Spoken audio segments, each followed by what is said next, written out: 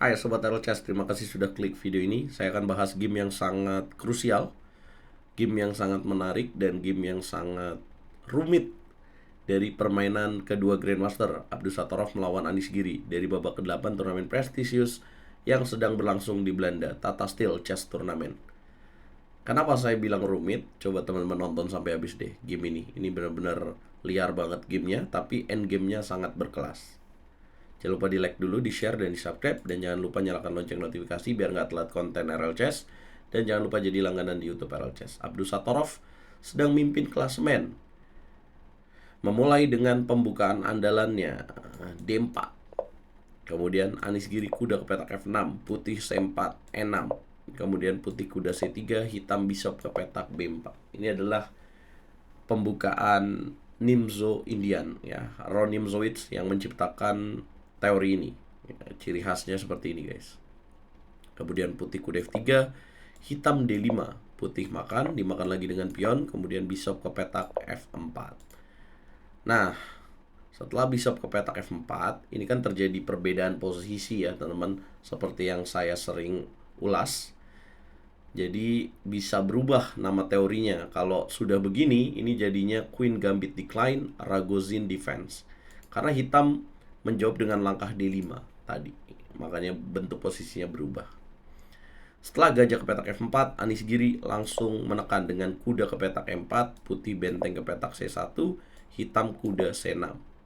Putih kuda ke petak D2, menutupin hitam baru 8 langkah, langsung ngegas dengan jalan G5. Kemudian putih bishop ke petak E3. Nah, coba kita ulas ya. Kenapa nggak dimakan aja kudanya? Kalau dimakan, maka dimakan bishopnya. Hitam akan punya pair of bishops, pasang gajah. Dan ini lebih enak buat hitam. Jadi nggak mau putih, akhirnya mainin bishop ke petak E3. Hitam melakukan pertukaran kuda pada kuda di petak C3. Kemudian pion makan. Kenapa milihnya kuda di petak C3? Supaya pionnya jadi terputus atau disconnect guys ya kan. Ini kalau begini pion lebih bagus nih, ini kalau begini pion lebih jelek.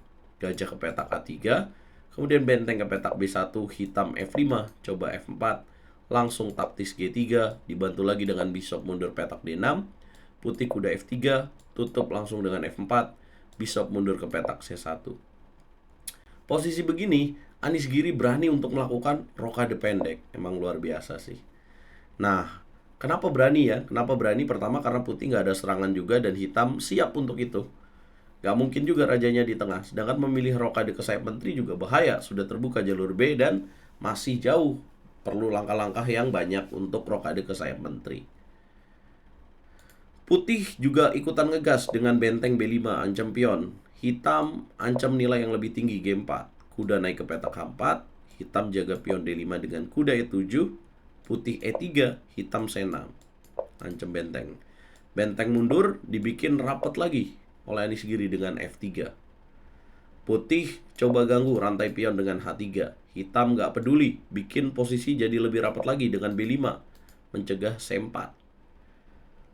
Ya, di sini yang menarik putih harusnya mainin langkah 4, tapi Abdus Satorov lebih pilih main Queen D3. Jadi tujuannya apa? Mungkin mau E4 ya, tapi dianggap kurang bagus nih teman-teman.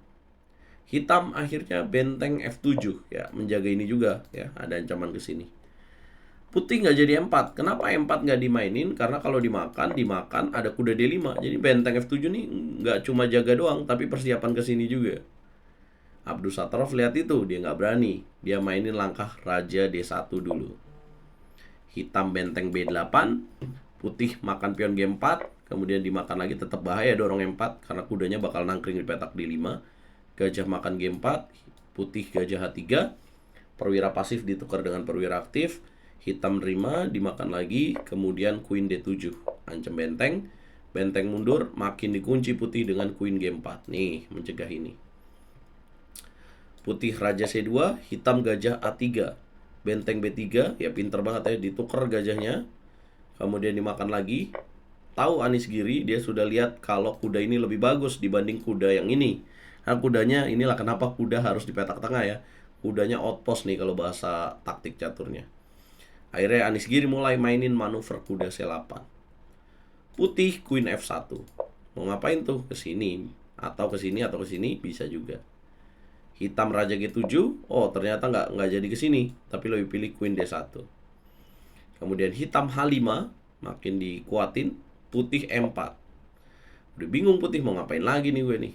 Gue bongkar aja lah E4, tapi bongkarnya seperti ini, D5. Dan hitam ternyata sudah siap dengan queen G5. Kemudian ambil pion D5. Lah, unggul 2 pion dong hitam.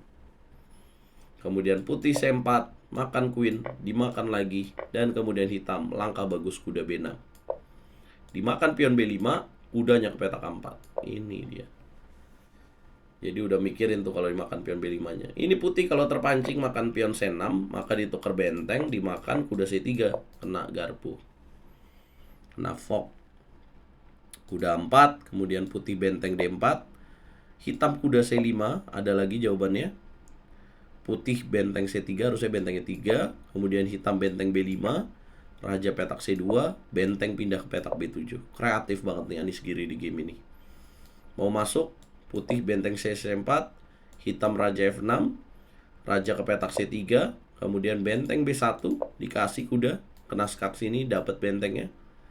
Benteng ke petak D2, dan harusnya di sini benteng naik B5 ya, tapi lakukan skak nggak masalah, cuma memberikan kesempatan buat putih sebenarnya. Dengan benteng C2 ditukar, dan untungnya setelah benteng B5, putih salah dengan raja C3. Harusnya di sini dikunci A4, benteng A5, dan kemudian raja D2. Jadi kalau putih di sini ngambil pion petak A4 dengan kuda, dia dapetin pion ini, jadi lebih seru lagi. Kudanya bisa hidup. Sementara makan pakai benteng, kudanya jatuh. Kalau raja coba ngejar, akhirnya raja ke petak E3 juga. Nah, inilah kesempatan yang dibuang oleh Abdus Satorov. Setelah benteng B5, dia mainin langkah raja C3, kecepatan kayaknya mikirnya. Apa yang dilakukan oleh Giri? Giri mainin langkah raja E5. Kuda ke petak G6, raja ke petak D6, raja ke petak D4, masuk di benteng B2. Pas banget. Dikasih tuh kuda. Iya, dikasih kuda. Kalau dimakan, maka jawabannya benteng ke petak B4, benteng C4. Nah, inilah yang terjadi ya. Dimakan juga benteng C4.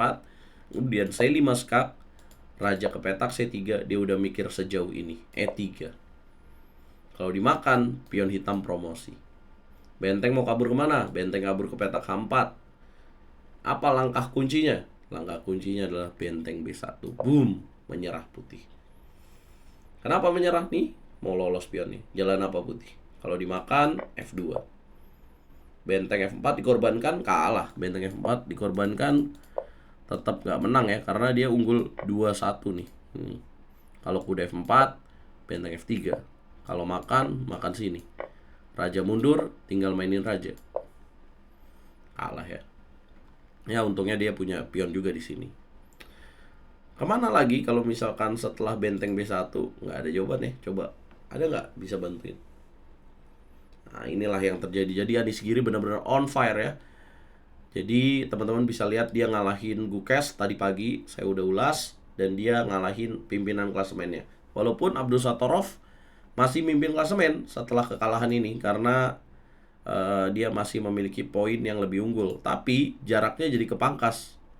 Ya, kalau misalkan dia menang lawan Anies Giri, dia 6,5. Jaraknya 1,5 sama Sindarov. Nah, dikalahin. Jadi masih ada peluang buat Sindarov nih. Gila ya, satu negara masih muda, Uzbekistan, berada di papan atas. Indonesia kapan nih? Mudah-mudahan ya, nanti bakal lahir pecatur Indonesia top. Ya, the next generation bisa berada di top level kayak gini. Amin. Nah, itulah yang terjadi teman-teman. Jangan lupa dukung terus RL Chess. Apa komentar kalian? RL Chess masih berkomitmen untuk mengadakan Liga Catur Junior bekerja sama dengan Percasi Jakarta, guys.